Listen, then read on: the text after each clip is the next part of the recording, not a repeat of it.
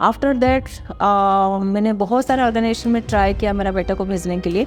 Eight that time मेरा बेटा का थोड़ा ज़्यादा कंडीशन खराब था. तो ये ऑटिज्म को थोड़ा सा अगर हम थोड़ा सिंपल लैंग्वेज में समझाए तो ऑटिज्म एग्जैक्टली है क्या? तो सबसे बड़ा जो है ना उसमें कम्युनिकेशन और सोशलाइजेशन इम्पेयरमेंट, हाईली इम्पेयरमेंट, और एक है उनको सेंसरी इश्यूज भी आता है. अच्छा. डिफरेंट सेंसेशन का इश्यू भी आता है जिसमें उनका सो कॉल्ड जो हम लोग बोलते हैं बिहेवियर, हाँ. वो दिखाई देता है लोगों को. वो सपोज जैसे मैंने आपको बोला पानी के लिए, वो आपने जंप किया, आपको पानी मिल गया, तो आपका बिहेवियर बढ़ गया. जब भी मुझे पानी चाहिए तो मैं जंप करूँगा. अच्छा. हाँ, हम लोग अभी जो बच्चे बहुत इंडिपेंडेंटली कर रहे हैं ना, बहुत सारे बच्चे बहुत इंडिपेंडेंटली बहुत सारे काम कर रहे हैं. तो अभी हमारा नेक्स्ट प्रोजेक्ट ये है कि हम उन्हीं को पेरेंट्स को बोलेंगे, उनका एक बैंक अकाउंट्स खोलेगा, उन्हीं के नाम पर सेल होगा और डायरेक्टली उन्हीं का अकाउंट्स में जाएगा.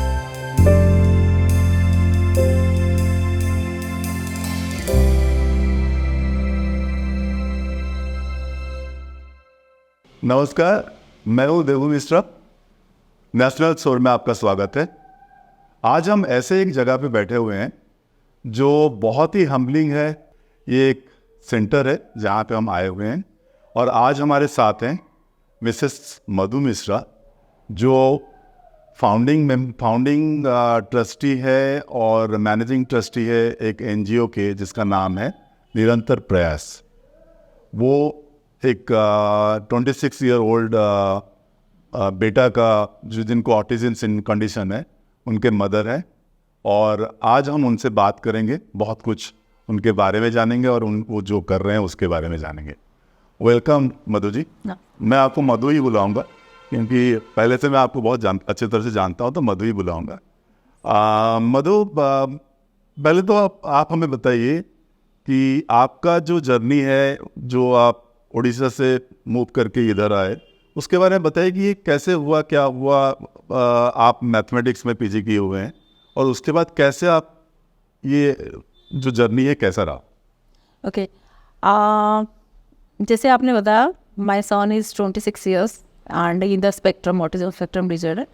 तो हम लोग, मेरे हस्बैंड का उड़ीसा पोस्टिंग था, तब इतना फैसिलिटीज़ नहीं था कि उसके लिए हम थेरेपी और उड़ीसा में अवेलेबल नहीं था. तो that's way we think to we shift to Delhi. तो फिर 2007 में हम लोग नोएडा आ गए. नोएडा आने के बाद 2007 में मैंने एक्शन फॉर ऑटिज्म जो सरिता विहार में है, उसमें मैंने मदर चाइल्ड कोर्स किया, जहाँ पे मेरा बेटा भी मेरे साथ जाता था. और वो 3 मंथ्स का कोर्स होता है, मैंने एक्सटेंशन करके 6 मंथ्स किया. आफ्टर दैट मैंने बहुत सारे ऑर्गेनाइजेशन में ट्राई किया मेरा बेटा को भेजने के लिए. एट दैट टाइम मेरा बेटा का थोड़ा ज़्यादा कंडीशन ख़राब था. तो फिर मुझे जहाँ भी लेके जाती थी मैं एज ए वॉलंटियर वहीं पे काम करती थी. देन आई डिसाइड नहीं, मुझे कुछ प्रोफेशनल कोर्स करना पड़ेगा. Then I did diploma in ASD autism spectrum disorder.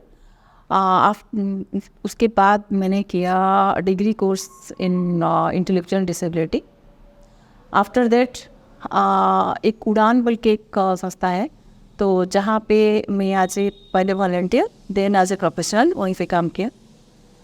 Then in 2018 हमारा बच्चे बड़े हो रहे थे, तो मैं और मेरे साथ 5 पेरेंट्स, अफेक्टेड पेरेंट्स, जिसमें एक प्रोफेशनल भी है जिसका नाम है अनुराधा श्रीवास्तव. तो हमने सोचा कि क्यों हमारा बच्चे के लिए हम हमारा एक सेटअप क्यों नहीं स्टार्ट करें. तो 2018 में सेक्टर 56 में हमने एक छोटा सा मकान लेके 3 बेडरूम एक मकान लेके हमने स्टार्ट किया. At that time we have only 6 children including my son. Okay. But within no time, within 15 days, not more than 15 days, हमारे पास 30 स्टूडेंट्स आ गए. जो उड़ान में जहाँ पे मैं थी वहीं पे सारे बच्चे हमारे पास आ गए. तो इन दिस वे निरंतर प्रयास स्टार्टेड. देन 1 साल चला. 1 साल के बाद हमने देखा बहुत सारे टूरिस्ट आ रहे हैं, बहुत सारे बच्चे आ रहे हैं हमारे पास. और हम जो सेटअप में थे ना, बहुत छोटा सेटअप था जहाँ पे हम लोग सारे बच्चों को ले नहीं पा रहे थे. तो तब हम सोचे कि नहीं, हम एक बड़ा सेटअप में जाएंगे, एक बड़ा एरिया में थोड़ा बिगर एक बिल्डिंग लेंगे. तो इन द मीन टाइम हमने हमारा एनुअल फंक्शन भी किया था 2019 में, हमने हमारा एनुअल डे भी सेलिब्रेशन किया था। उसके बाद कोविड आ गया, 2020 में सारा बंद हो गया। आफ्टर कोविड अगेन हमने स्टार्ट किया। हम सेक्टर अभी जहाँ पे हमारा एग्जिस्टिंग जहाँ पे है अभी सेक्टर 70 BH44 सेक्टर 17। अच्छा। तो now I am here and it is basically our pre vocational vocational unit जो हमारा बायलर्स में है। Every students age should be more than 12 years। Okay, अच्छा, that is the first criteria कि 12 साल से नीचे के बच्चे को आप नहीं अभी हमारा पास 38 स्टूडेंट्स है और दे आर ऑलरेडी फुल। सो हमारा अभी हम जो नेक्स्ट जो स्टेप हमने गया है, हमारा अभी रेसिडेंशियल स्टार्ट किए हैं, जहाँ पे हमने एक रेसिडेंशियल सेटअप स्टार्ट किया है जहाँ पे हमारा सीट से 10 और 10 में से 4 सीट ऑलरेडी ऑक्यूपाइड है। और बस वही मतलब बेसिकली मैंने जो नोटिस किया, मैंने इससे पहले भी किसी और मदर का भी मैंने इंटरव्यू लिया था जिनके बच्चा also Spectrum। The autism condition है। तो आप जनरली बहुत सारे पेरेंट्स सोचते रह जाते हैं और कुछ कर नहीं पाते हैं, तो आपने कब डिसाइड किया कि मुझे वोकेशनल ये प्रोफेशनल कोर्स करना चाहिए स्पेशल एजुकेशन के लिए? ओके एंड कैसे आप इस पे थोड़ा सा ज़्यादा आप बताएंगे तो may be other parents will be benefiting out of it. Actually क्या हुआ ना, मेरा बेटा जब जाता था बहुत सारे सेटअप पे जाता था, तो जैसे मैं और मेरे साथ कुछ पेरेंट थे, हमने रियलाइज़ किया कि कहाँ पर भी वोकेशनल ट्रेनिंग नहीं हो रहा है। एकेडमिक तो हो रहा है, बहुत सारा थेरेपी चल रहा है, जबकि 18 years हो जाते हैं या 15 years से ज़्यादा बड़े हो जाते हैं, 50 से स्टार्ट हो जाता है, उसके बाद उनको ज़्यादातर वोकेशनल यूनिट में देना चाहिए जहाँ पे वो कुछ प्रोडक्टिव करे। हाँ, कुछ प्रोडक्शन करे जो उनको फ्यूचर में, क्योंकि एक दिन में वो सीख नहीं जाएंगे, उनको कंटिन्यूस एफर्ट डालने के बाद वो अचीवमेंट होता है। तो फिर हमने डिसाइड किया नहीं, we should start something our own जहाँ पे हमारा पेरेंट्स रहेंगे। सो दैट क्या होता है ना, आज पेरेंट्स समटाइम हम लोगों को लगता है कि हमारा बच्चा क्योंकि कम्युनिकेट नहीं कर पाते हैं, तो हम लोग को क्यों हमारा बच्चा उधर जा रहा है, कोई सेंटर में जा रहा है, शायद उसके साथ ये हो रहा है नहीं हो रहा, वो पता नहीं, लेकिन ये सारा है, ये सारा। और क्योंकि हम प्रोफेशनल्स हैं तो सोचे कि let us start our own setup and देखते हैं कैसे। सो बेसिकली जो प्रॉब्लम आता है ना कि the children with this kind of condition, neuro condition, this should be self sustained at some point of yeah this should be that. So that is the main reason. main criteria and main reason, that's when निरंतर प्रयास came into existence. And निरंतर प्रयास, हम उसका नाम भी इसलिए दिया, निरंतर प्रयास मीन्स कंटिन्यूस एफर्ट। हम लोगों को पता है कि ये एक दिन का हर दिन का बिगनिंग, और today every day is a new beginning. Exactly. Okay, अच्छा। तो नाम है उसका ऐसा ही। बहुत इंटरेस्टिंग एक्चुअली, ये जो एफर्ट आपने शुरू किया है ये बहुत ही इंटरेस्टिंग है। हाँ, और another thing is there, I am here because I love to work with the children, this is really interesting. और मेरा बेटा ने मुझे ऑर्गेनाइज करना सिखा दिया, जबकि मेरे हस्बैंड वो बहुत ऑर्गेनाइज है और मैं बिल्कुल डिसऑर्गेनाइज हूँ। मैं कोई चीज़ मेरा कोई परफेक्शन नहीं है, लेकिन मुझे मेरा बेटा ने सिखाया कि आपको हर चीज़ ऑर्गेनाइज, क्योंकि वो बहुत पर्टिकुलर है, ये सामान यहीं पे रहेगा तो एग्जैक्टली वहीं पे रहेगा, आप चेंज नहीं कर सकते हो। और एक ही प्रेडिक्टिबिलिटी उसको है हर चीज़ में, क्योंकि पहले क्या होता था ना, बहुत अनप्रेडिक्टेबल होता है और बहुत प्रेडिक्शन, उसको हम लोग भी ऐसे हो गए उसके चलते। ये ऑटिज्म को थोड़ा सा अगर हम थोड़ा सिंपल लैंग्वेज में समझाए तो ऑटिज्म एग्जैक्टली है क्या? देखिए क्या होता है ना, उनका कॉग्निटिव वॉइस डेवलपमेंट हो जाता है, उनका जो एक स्पेक्ट्रम है, ऑटिज्म एक स्पेक्ट्रम, एक बहुत बड़ा एक अम्ब्रेला है जिसमें बहुत डिफरेंट वेराइटीज बच्चे माने कंडीशन उसमें है। तो सबसे बड़ा जो है ना उसमें कम्युनिकेशन और सोशलाइजेशन इम्पेयरमेंट, हाईली इम्पेयरमेंट, उनका पूरा ऑटिज्म सोसाइटी में उनका कम्युनिकेशन सोशलाइजेशन इम्पेयरमेंट रहता है।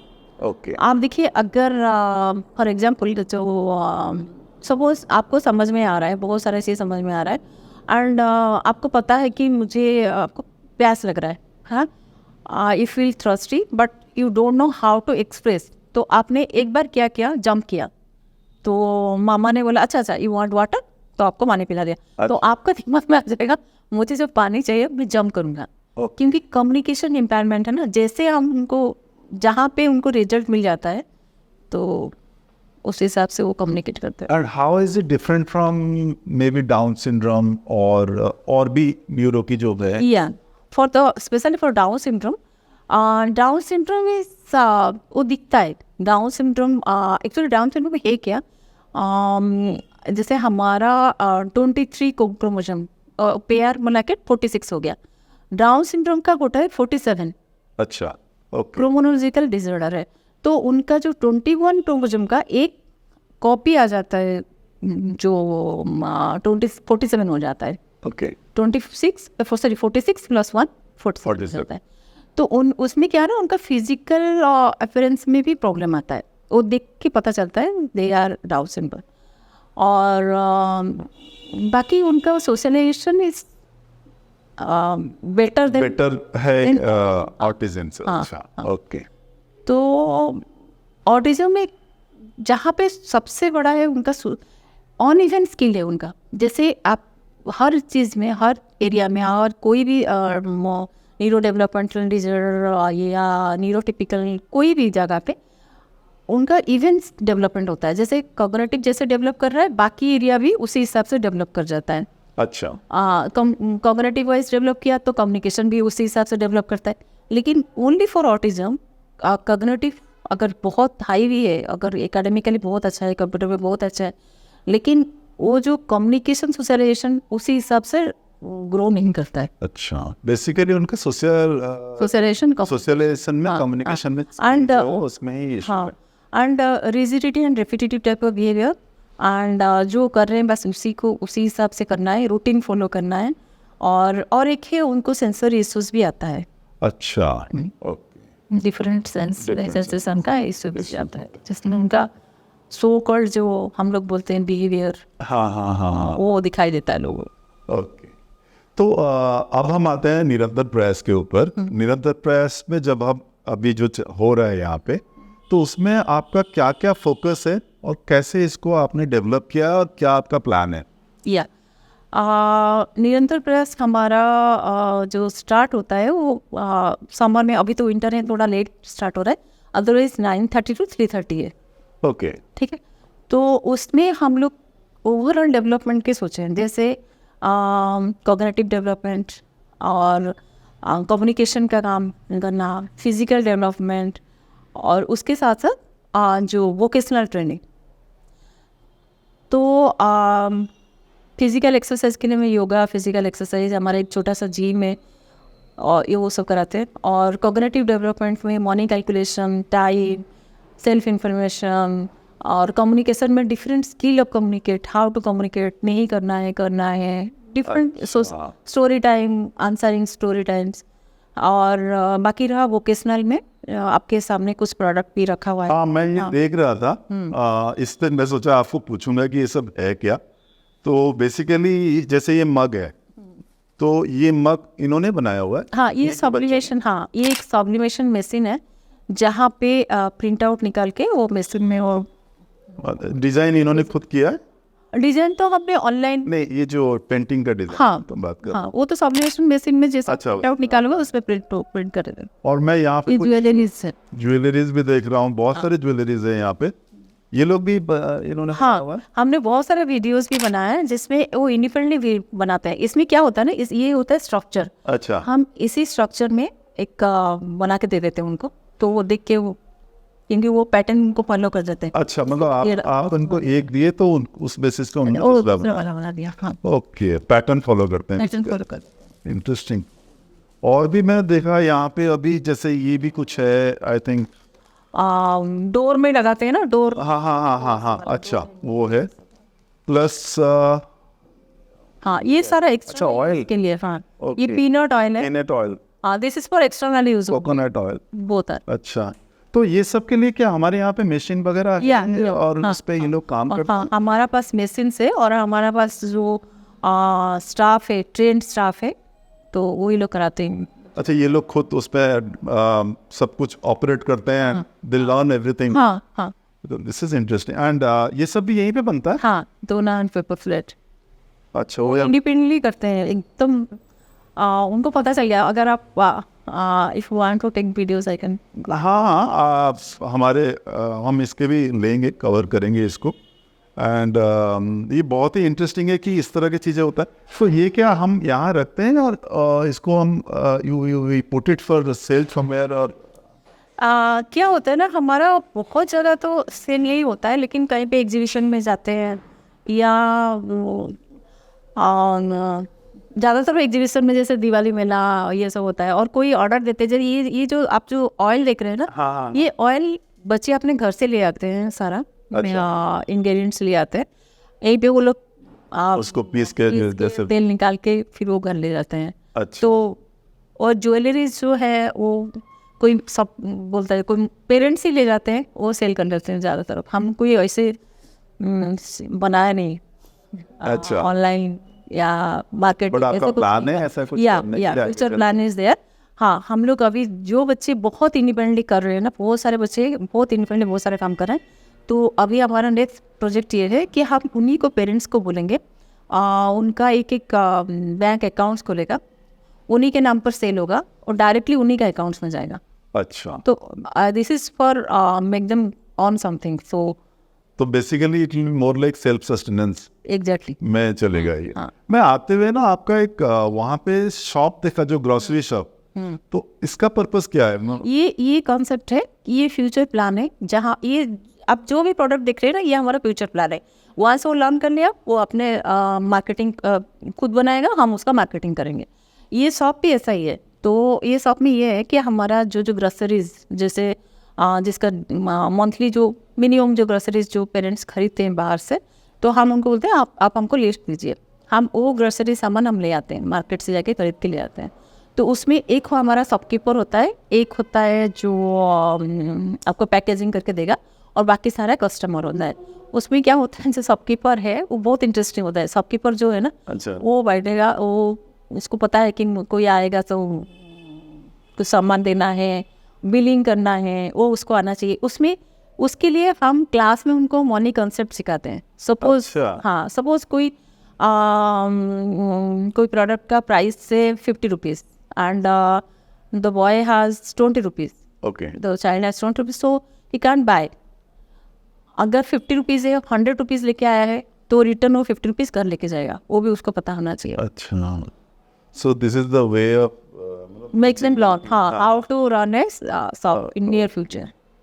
अब मधु, आप ये जो कर रहे हैं ये तो बहुत ही मतलब प्रेजवर्दी काम है, एंड इसके लिए हिम्मत भी चाहिए करने के लिए, एंड आपको अच्छा लग रहा है इसलिए आप कर रहे हो। सब हाँ, ये तो वो है, हाँ, ये नहीं आपको अच्छा नहीं लग रहा है तो तो नहीं आप कर कर ही नहीं सकते। अब इसके लिए एवरीथिंग कॉस्ट मनी। या तो आपका ही एनजीओ है, तो बेसिकली आपको कहीं से फंडिंग आता है या कैसे? हमारा CSR funding till this year आया है, एंड क्योंकि हमारा ATG है जो इनकम टैक्स एजेंशन में आता है, तो उस पर हम लोगों को कुछ डोनेशन मिलता है, individual donation, not from the corporate corporate आता है, लेकिन कॉर्पोरेट बहुत कम हो गया पहले जैसे, अभी शायद पता नहीं। इस तरह से एनजीओ के लिए गवर्नमेंट से कोई फंडिंग आपको मिलता है? नहीं, क्या है? गवर्नमेंट से अभी तक हम लोगों को तो कुछ मिला नहीं। अच्छा, और आप कोशिश कर रहे हैं? ट्राई करने की, गवर्नमेंट का कोई प्रोविजन है इस तरह से? Government pass provision, but long process हो, हमारे पास टाइम नहीं है कि कुछ आए इसमें काम कर।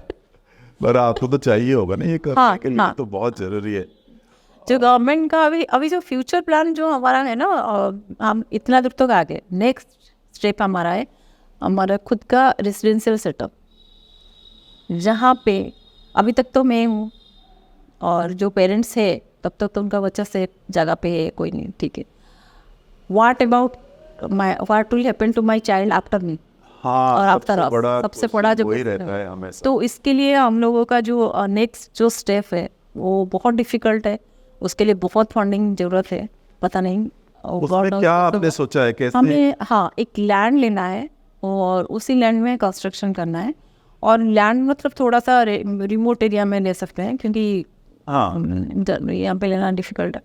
तो वहीं भी हमारा कुछ रेजिडेंशियल सेटअप होगा जहाँ पे पेरेंट्स भी रहेंगे और एक उन बच्चों के लिए एक रेजिडेंशियल होम होगा जहाँ पे वो लोग रहेंगे। और ये एक कंटिन्यूस प्रोसेस रहेगा। जैसे जो थोड़ा एजेड पेरेंट्स वो पहले रहेंगे, उनके बाद उनको टेकअप करेंगे जो यंगर पेरेंट्स आएंगे वो माँ देखेंगे, उसके बाद पेरेंटल सेटअप चलेगा।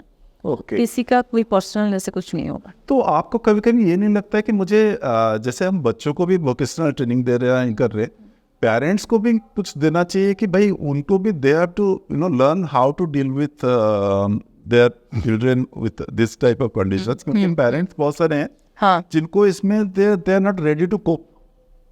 तो उनके लिए आपको कुछ कहना है?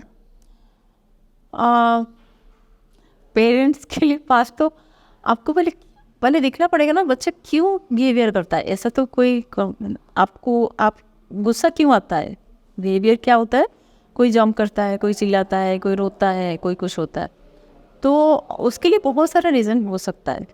तो हमने बिहेवियर मॉडिफिकेशन के लिए हमने एक चार्ट बनाते हैं जिसमें बिहेवियर होता क्या है। बिहेवियर मीन्स व्हाट आई से और what I do is behaviour. अगर मैं चुपचाप बैठी हूँ, दिस इज़ नॉट बिहेवियर, तो वो दिख नहीं रहा है।